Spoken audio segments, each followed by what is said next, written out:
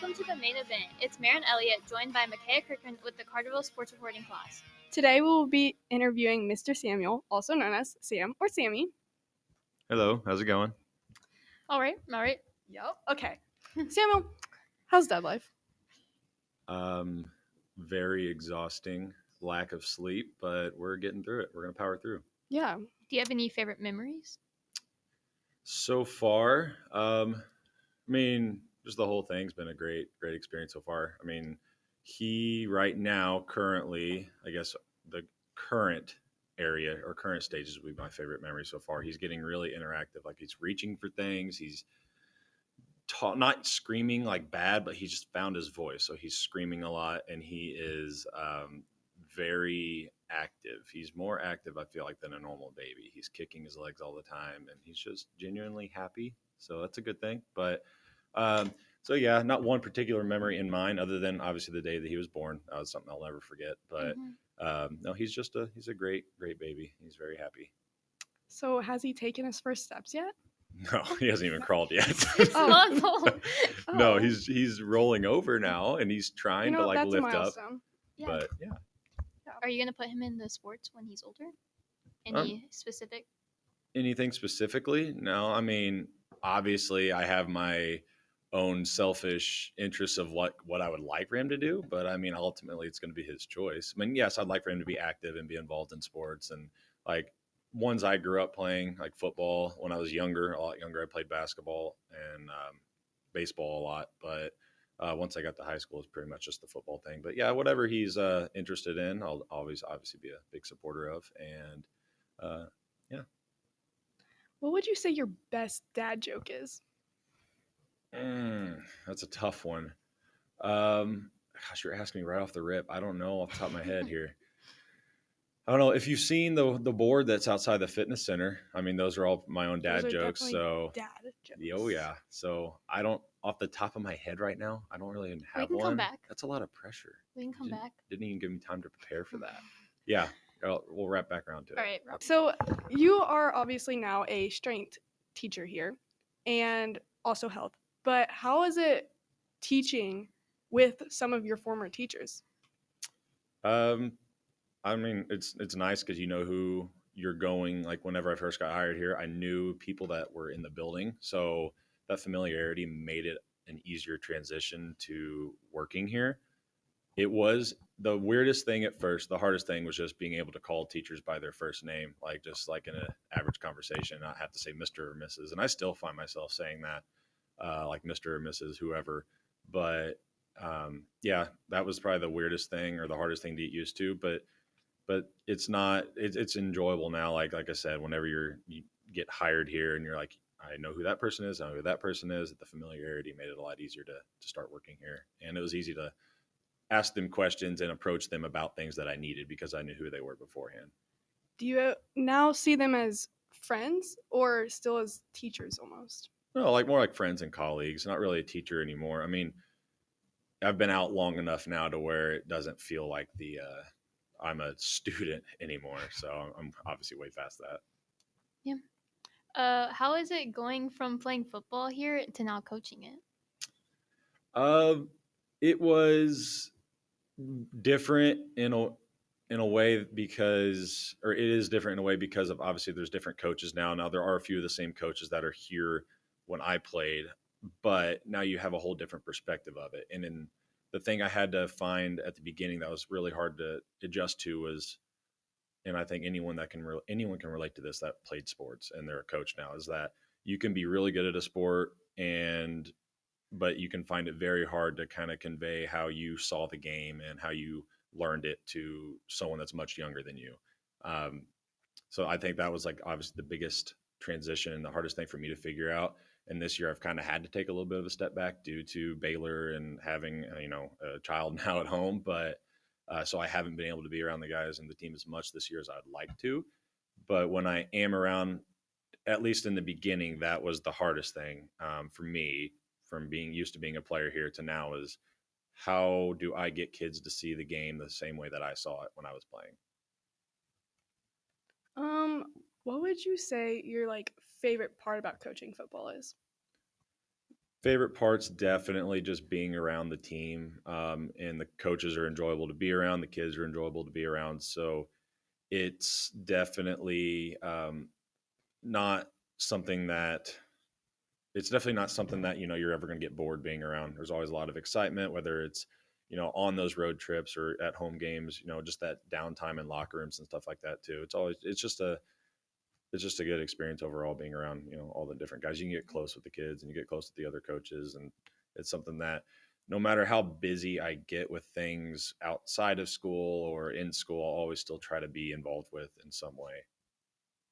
Do you have a favorite game you always look forward to before the season? Like during the regular season, like a Mhm. particular football game, week one, because it seems that's something that always seems like it takes forever to get here because school starts near the beginning of August, and then you have this past year we had a dead week, and then we had 2 weeks of practice before we even had our scrimmage night, and then you have it's just a long build up to that week one game that you've been putting in all your work and your time in for the off season for. So that it seems to drag on a little bit. So probably the week one game for sure. Do you plan on like getting back into coaching more once Baylor starts getting older? Yeah, it, if time permits, that's definitely something. Now this is thinking way down the road, but whenever he does get involved, like say for example, if he does play football whenever he gets to high school, I don't know if I would want to be coaching him, and I might just let let everyone else kind of take the coaching route on that. But yes, I would like to at least at home like be able to give him the guidance, and I'll try to be involved. But I also don't want to be overbearing, and like I understand he's probably going to want his space from me. He'll Yeah, get you tired of me. definitely don't want to be a helicopter parent. Yeah, What's a helicopter parent? I don't even know what that is. like Like overprotective. yeah, like extremely overprotective and like involved in like their child's lives to the point where it's almost like overwhelming. Gotcha. All right. Would you consider yourself the helicopter parent already? Well, I'm only 6 months in, so I don't know. I kind of have to be because he can't really Yeah, live can't on rely his on own right them. now. True, very true. What's your favorite part about teaching strength and speed? Getting to see the development of not just athletes, but non-athletes as well. So like for example, like you have a kid that comes into a weight room that has never touched a weight before, so being able to see their progress over time and also see their confidence skyrocket because of that. So that's probably my favorite thing about it is just being able to see that progression from where they started and kind of the path that they're going on. Is it like a rewarding feeling? Yeah, because like I said, it kind of goes back to one, you see the self confidence going up, and then like I get just as excited as some kids, whenever they hit like a new PR in their vertical or whatever. It gives me, a sense of pride too, because I feel like I at least kind of helped guide them in the right direction to getting that. So yeah, that's definitely one of the most exciting parts about it. Do you ever feel like nostalgia being like in the school all the time, or like being in strength classes? Do you ever get like nostalgia from that? Nostalgia, like from when I used to be here. Yeah. Yeah, I mean, it's not exactly structured the same way. So we still had like strength and conditioning classes, but it's not even remotely close to how it was 10 years ago. But yeah, like I do have flashbacks of things of like, oh, this is the exact same whatever that, I was using 10 years ago, or this is the exact same room or whatever. Yeah, I do get, some of those moments of like callbacks of thinking of, things that I did with my friends or experiences I had in the classes. Do you have any things you want to start trying new this year in strength and speed? Things I would like to start trying new. No, I mean, if with the current access of equipment that we have, no. I would say I feel like we've got a pretty good thing going. The biggest thing that I'll always harp on, not really trying anything new, just always trying to make sure that the effort is consistently there, and then the participation and just trying to get kids involved. But in terms of doing anything differently, like I feel like what works for us best is what we're doing now. And I used to be a victim of this too, is comparing what we're doing to what other schools are doing. But now I understand that, okay, what our scenario is and what we have to work with works best for us. And I don't let what I see other schools doing stress me out about, oh, maybe we should try doing that, because it may not necessarily translate well here. Do you plan on like continue to do yoga Mondays throughout the years? Uh, Yoga Mondays, those are it's iffy. I don't know. I will say that I don't think we'll do it every Monday. I know some kids enjoy it and they look forward to it. And I do have some kids also that ask me if we could actually lift instead. So I don't know. It'll be kind of a week to week thing depending on how we're feeling. Also, if participation's there, I'll always be open to it. But if it turns into something that's not very interactive and people don't take it how it should be, then maybe we won't do it anymore. I don't know. Do you want to keep doing it? I like it. Yeah, I agree. I think we should. Yeah. I think no. it's like relaxing. I will say I wanted to give a shout out to Mrs. Emmerich. She does a very good job with that, and Yes. I'm very appreciative love of Mrs. her Emmerich. for doing that. Mhm.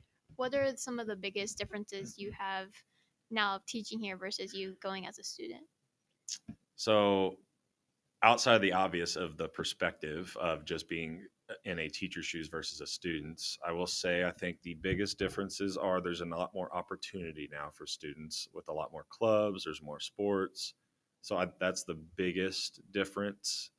And then you do have your other obvious things like how people dress, the phones, which we had phones, but that's a whole different ball game now. And then just having to deal, and I will say, I think kids have a lot more pressure now with societal norms and the external influence of social media that plays a big part. So like social media was a thing, but I feel like it didn't impact us as much in high school in terms of having to worry about what people said online or all this stuff that you see on Instagram or whatever. Um, but I will say that's probably one of the biggest differences, not having to deal with the outside points of view, worrying about what other people are saying about you. Like I said, how people dress, cell phones. But the biggest thing, like going back to, is definitely the involvement of students having more opportunities to do things, and not just for getting ready for college, but we're going to start having things in place about, career readiness right out of high school rather than going to college. So you can get like to the workforce, things like that, getting you more prepared for that. What would you say your go-to outfit was in high school? My go-to outfit. Yeah. What was like the style trends back in the day? Big one for the guys. We didn't wear short shorts, so they were pretty much like 9-inch inseams down to the knees. So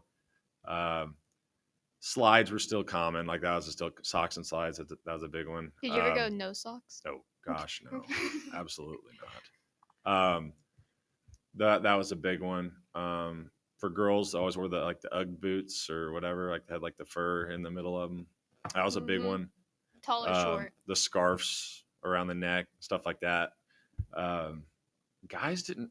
I feel like guys dress pretty similarly now, like with the clothes Besides and the stuff. shorts. Besides like the short. I mean, but it's like What else? every. What Huh? else? What else could they wear though? Not really much. I mean, athletic shorts, sweatpants, and joggers weren't really a huge thing. So no one really wore joggers. That was something that's relatively recent. I feel like, at least to me. Would you say like the brands that people wore then were like the same brands now, basically? Yep, there were no Birks, no Hey Dudes, so there wasn't any of that. I think Crocs were kind of starting to come around, but man, I'm sounding like a dinosaur right now. But no, a lot of the similar stuff. I mean, I know it seems like I'm a dinosaur and it's a long time ago, but really it was only like 9 to 10 years ago. So it's really not a wasn't that long huge, ago. Yeah. huge distance of time or length of time. Have you thought about a dad joke now?